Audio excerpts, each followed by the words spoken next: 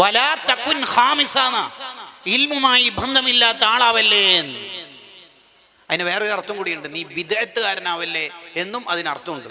കാരണം ഇൽമില്ലാത്ത ആളാണ് ബിദ്അത്തുകാരനാവുക.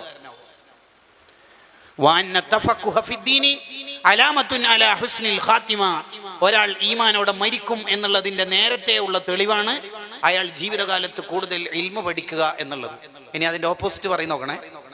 ഒരാൾ ഈമാൻ ഇല്ലാതെ മരിക്കും എന്നുള്ളതിന്റെ നേരത്തെയുള്ള റെഡ് സിഗ്നലാണ് അയാൾ ബിദ്അത്തുകാരനാവുക എന്നുള്ളത്. രണ്ടും ഇബ്നു ഹജറുൽ ഹൈതമി റഹിമഹുല്ലാ എഴുതി വെക്കുന്നുണ്ട്.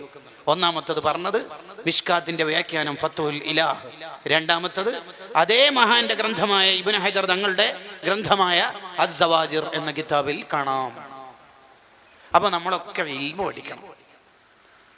ബുഖാരി ഇമാം റളിയല്ലാഹു അൻഹു രാത്രി ഉറങ്ങാൻ കിടന്നാൽ 17, 18, 19, 20 തവണയൊക്കെ ഉറക്കത്തിന് നെട്ടും. എന്തിന്? പുതിയ ഇൽമു ഓർമ്മ വന്നാൽ അത് എഴുതി വെക്കണമല്ലോ, നാളത്തേക്ക് വിട്ടുപോയാലോ എന്ന് വിചാരിച്ചിട്ട് എഴുന്നേൽക്കും. ഒരു രാത്രി 20 തവണയൊക്കെ ഉറക്കത്തിന് നെട്ടിയാൽ പിന്നെ ആ രാത്രി എന്തോ ഉറക്കം ഉണ്ടാവുക? അതിന് ഉറങ്ങേണ്ട ലോകം ഇതല്ലല്ലോ, ഉറങ്ങേണ്ട ലോകം വരുന്നുണ്ടല്ലോ. ഇപ്പോൾ പണിയെടുക്കാനുള്ള ലോകമാണെന്ന് അവർക്കറിയാം.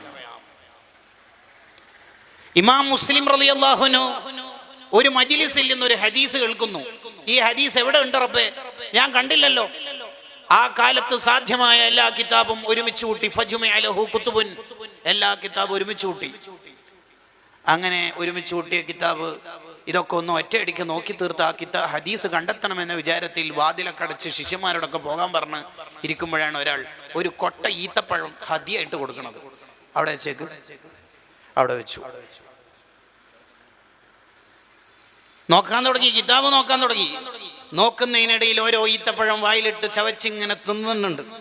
നോക്കുന്നു, കിതാബ് നോക്കുന്നു, ഈത്തപ്പഴം തിന്നുന്നു. സുബഹിയാകുമ്പോൾ നീണ്ട നേരത്തെ രാത്രിയിൽ കിതാബ് നോക്കിയിട്ട് അവസാനം ഹദീസ് കിട്ടി. ആയിടക്ക് ഒരു കൊട്ട ഈത്തപ്പഴം ഫുള്ളായിട്ട് തീർന്നുപോയി. അറിയാതെ അങ്ങോട്ട് തിന്നതാ. ഈ ഈത്തപ്പഴം അറിയാതെ തിന്ന് ഓവറായതിന്റെ പേരിൽ രോഗം പിടിച്ചു. അവർ ഈ ലോകത്തുനിന്ന് വിട പറഞ്ഞു. അപ്പോൾ ഒരു ഹദീസിന്റെ ശേഷം റവാഹു മുസ്ലിം, ഈ ഹദീസ് ഇമാം മുസ്ലിം അൻ-നൈസാബൂരി റിപ്പോർട്ട് ചെയ്തു എന്ന് വായിക്കുമ്പോൾ ഈ ചരിത്രം കൂടി നമ്മുടെ മനസ്സിലുണ്ടാവണം. ഈ ഇമാമിങ്ങളുടെ ഒക്കെ മുന്നിലല്ലേ നമ്മൾ പോകേണ്ടത്?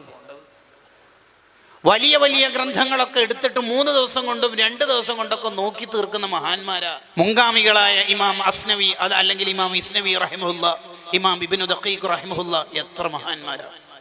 അപ്പൊ നമ്മളൊക്കെ ഇൽമിനെ സ്നേഹിക്കണം. ആഖിറത്തിലെത്തുമ്പോൾ പരാജയപ്പെട്ടവരുടെ സൊഫുകൾ നോക്കിയിട്ട് അല്ലാഹു ചോദിക്കും, ഈ കൂട്ടത്തിൽ ആരെങ്കിലും ഇൽമിന്റെ മജ്ലിസിൽ പങ്കെടുത്തവരുണ്ടോ? ആ ഉണ്ടല്ലോ, എന്നാ പിന്നെ വേറൊന്നും നോക്കണ്ട, അവരങ്ങോട്ട് സ്വർഗത്തിലേക്ക് വിട്ടേക്ക്. കണ്ടോ, ഇൽമിന് അത്രയും വലിയ പവറാണ്. അതാണ് അഹ്മദ് ബിൻ ഹംബൽ റളിയല്ലാഹു അൻഹു ചോദിച്ചത്, വഅയ്യു ശൈഇൻ അഫ്ളലു മിൻ ത്വലബിൽ ഇൽം, ഇൽമു പഠിക്കുന്നതിനേക്കാൾ ശ്രേഷ്ഠമായ ഒരു കാര്യം ലോകത്ത് എന്താ ഉള്ളത്? അപ്പൊ എന്റെ മോൻ എന്ത് പഠിക്കുന്നു? BDS പഠിക്കുന്നു.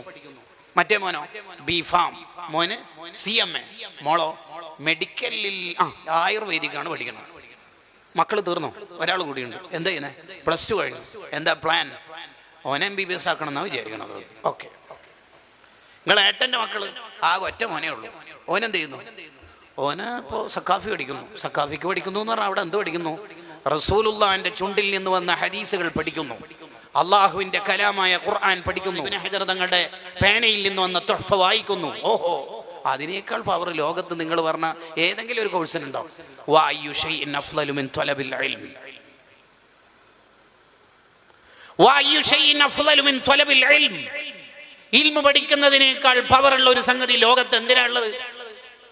ഉണ്ടോ? ഇല്ല. മോനെ, ഇൽമു എന്ന് പറഞ്ഞാൽ അമ്പിയാക്കടെ അനന്തര സ്വത്താ. അമ്പിയാക്കടെ അനന്തര സ്വത്ത് കുറച്ച് കിട്ടിയിട്ട് മതി എന്ന് നിനക്ക് തോന്നരുത്. പൈസ കുറച്ച് കിട്ടിയാൽ എനിക്ക് മതി എന്ന് പറയാം. ഇല്ല, കുറച്ചും കൂടി പോരട്ടെ അല്ലേ, ശമ്പളം കൂട്ടട്ടെ. ആ ഉസ്താദിന്റെ ഇഷ്ടം, ആജിക്കാന്റെ ഇഷ്ടം, ബോസിന്റെ ഇഷ്ടം എന്നല്ലേ പറയാ? അതെ, ഇൽമു മതി എങ്ങനെ തോന്നുന്നു?